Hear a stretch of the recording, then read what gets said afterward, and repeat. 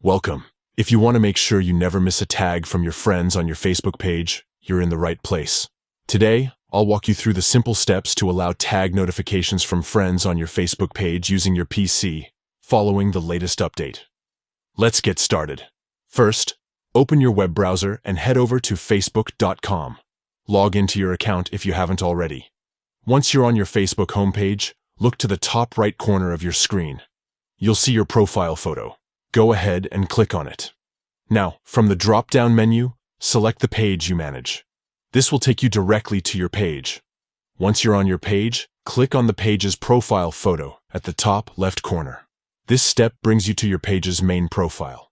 Next, look for the menu on the left side of your page. Scroll down and find the option labeled Settings and Privacy. Click on it and then select Settings. This will open up a new set of options where you can customize your page experience. From here, find and click on Notifications in the left sidebar. This section controls all the notifications you receive for your page.